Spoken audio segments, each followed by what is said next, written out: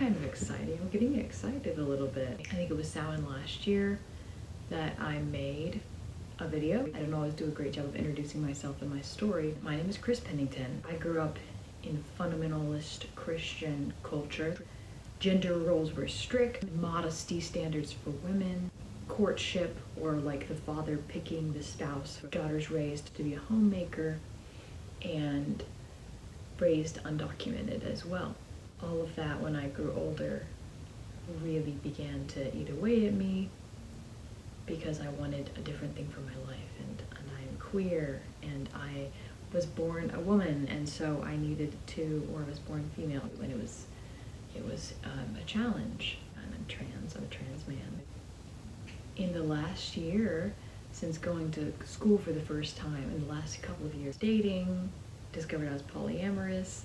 Now I'm very open about my sexuality and my sex life online because I feel like the sex positivity is really good and really helpful. My relationship with witchcraft and with Wicca and with the goddess and the god have really rooted me back to my center and helped me to understand my own relationship with divinity and sacredness and morality and who I am in this universe and what my purpose is.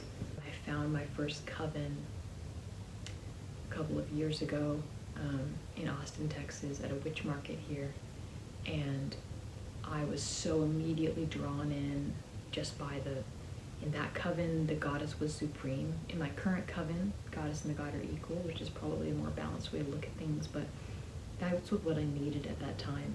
Coming from a patriarchal background, I needed to see that female supremacy, and I really fell in love with it. There's this vibrant spiritual community, hippies, you know, I'm finding my heart aligns with. I was raised in a lot of those ways, very holistic, home birth, homeschooled, and even though I don't like the patriarchal authoritarianism, I don't think that worked very well. I still love a lot of the holistic things that I was raised with, and I love that about this community, the spiritual community that was back in touch with the earth and back in touch with the roots, and that's what began healing me. Because when I first left home, I had panic attacks all the time, and I started developing really bad IBS symptoms. I was in a car wreck, and so then I had this chronic pain, which ended up being aggravated by my panic attacks and my anxiety, that I later learned relatively recently was PTSD. I managed to cover up the symptoms of the PTSD that I had from my childhood with alcohol and sex and just workaholism and things like that. Now I can, in the last few years, work on sitting with, noticing the feeling, and instead of drinking or eating or having sex, not that I don't love sex, but just sitting with it. And that's one thing about the holistic community that I love, is to sit with your feelings in a holistic way. Ask your body, let your body be your teacher. And to me, that's who the goddess is. The goddess is the earth and nature, and she's your nature, she's my nature. She speaks to me through my body.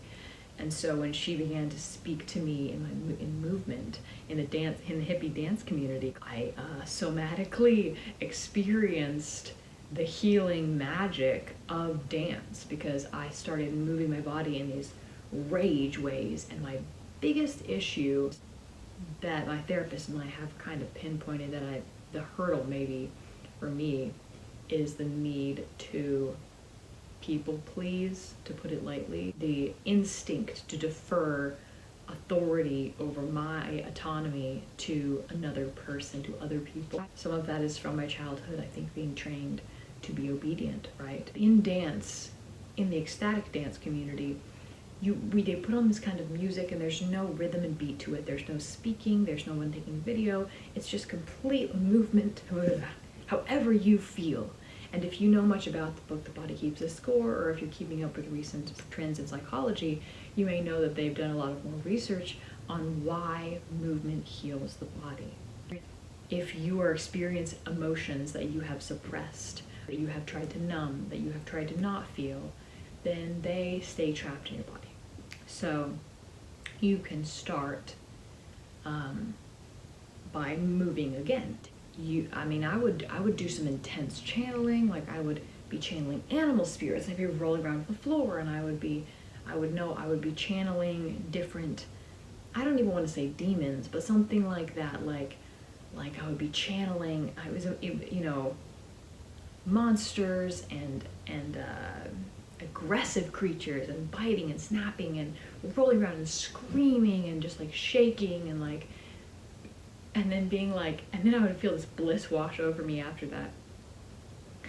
And I would feel like a child, and I would like walk around clapping and like skipping, and like these different energies that would move through my body. And sometimes I would feel like a woman, and I would feel seductive, and then I would feel like a man, and I would feel like powerful, and name them what you will, but I was channel the energies, and it was a good practice towards moving away from what people were thinking of me, because I looked ridiculous. Sometimes I was foaming at the mouth. Yeah, you're channeling, you're moving, you're just doing this. And God, did it feel good. And I didn't understand it at the time. But I was being the things and doing the things that I needed to do when I was younger and in the world, and my body had not been allowed to move through. That practice of really instantly listening to my body when something's coming up, and knowing what it is and choosing to act on that rather than the public perspective, which is a radical thing that probably everyone could benefit from, but people who are highly sensitive, that can affect them even more. So it was very important for me and people who are dealing with trauma. So yeah, so learning that, and then I did this year working with a nutritional therapist and with a cognitive behavioral therapist, right, at the same time. Why was my body rejecting everything? Why was I swelling everywhere? It was physical symptoms of psychological issues that I had ignored for so long and self-medicated through. What's very interesting to me is just all the different threads in my life that have seemed separate and chaotic that have led me to the same kind of spot.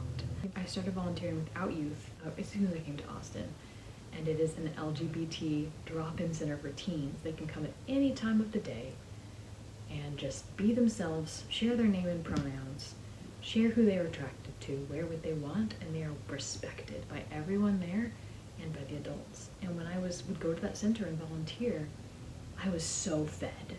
Sitting at Out Youth, I decided, I was like, I need to do this with my life, whatever this is. I need to switch my major. Like, I started Googling, like, how do you work at Out Youth? Because this place is magic. This is like a little fairy cottage plucked out of the fairyverse and stuck here in Austin, Texas. What the fuck? There's people here that are just giving, and things work, and people work on the empathetic narrative level that we all know is true, and so many systems get fucked up and averted from, and you had to have either a social work degree or a psychology degree.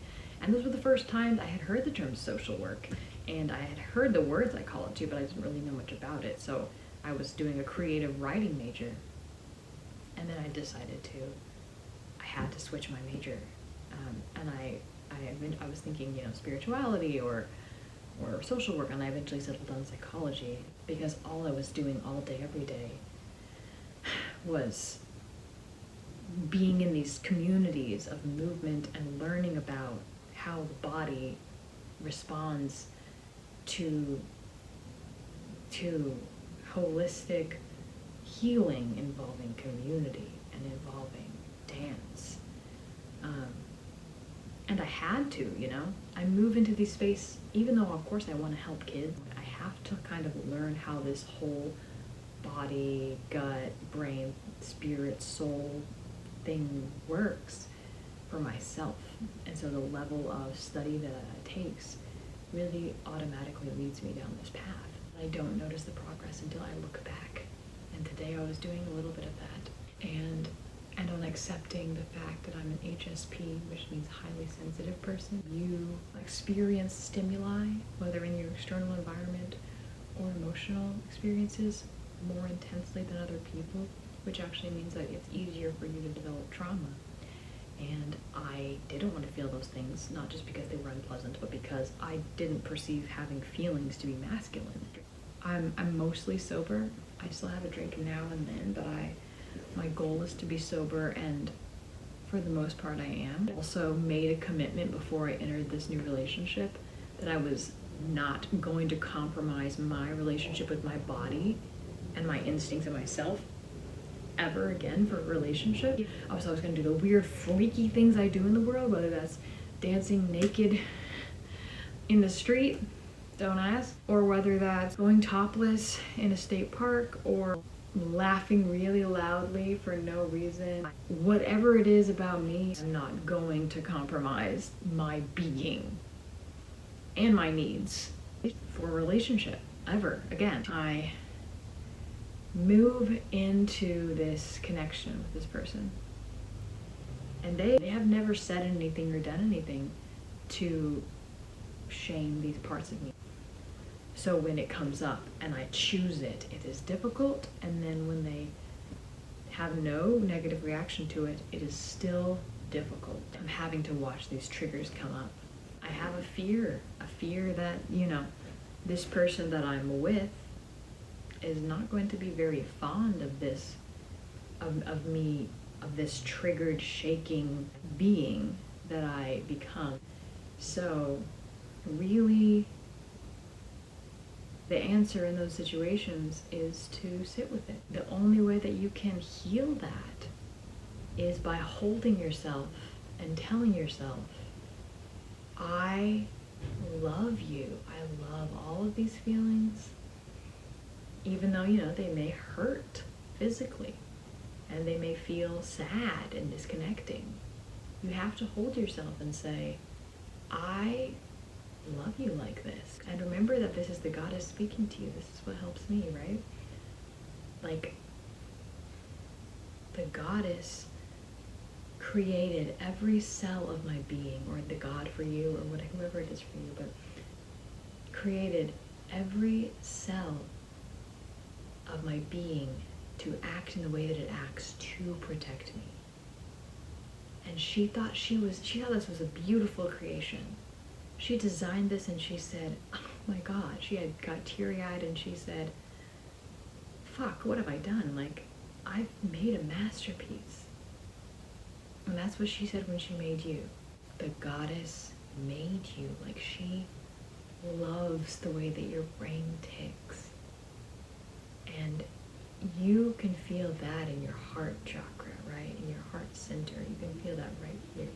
I wanted to share that because that's been my work over the past year, is understanding what's going on with my body and learning to sit with it. And I want to share this knowledge with everyone, these intense feelings, and how to like love them and live with them, because when you have them, they can feel debilitating, they can feel like they control your life. And then to be in a space with a healer who works the magic and helps you learn to move yourself through these things into the other side. Like, I am no longer drinking, and I am no longer binge eating. And it wasn't through rules and regulations, and it was through the opposite, right? It was through release of rules and self-love and these healing modalities. I invite you to believe that that's true for your situation. And I am so emboldened to share these truths with people and learn more about them. And that's currently my life mission, right? This wellness that I have accumulated and am accumulating from multiple experts and various sources back into the community and back into the people who need it now. And that makes me want to take it and learn it and dig my teeth into it and demand a holistically healing, sustainable community, culture, and earth, you know? And it is very helpful to have others on this journey with me, you know, to have met more people in my coven, in my relationship. relationships and in my workplace that are doing this. And professors as well. But it's the macrocosm of the microcosm, so to speak.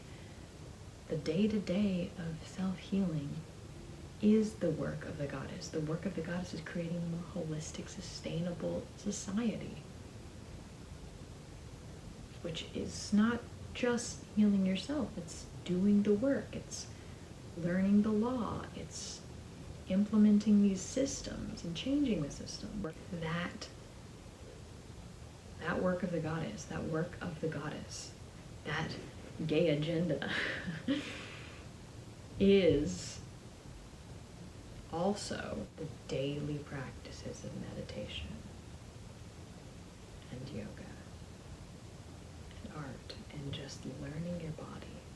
I will link below some channels to some videos and some content creators who I watch who are helpful with this kind of thing, licensed mental health care professionals who give good advice on dealing with various things, and also to some of the holistic resources that I have utilized. Thank you for watching my video. Thank you for listening to my introduction of who I am and what I'm doing, what I'm moving through in the world, and what I'm excited about. I want to make more videos very soon, more about my hobbies and the things that I do. I started this channel to talk about creative writing, and I've gotten back into that more recently. If you have questions about anything in this video, or my spirituality, my polyamorous lifestyle, or my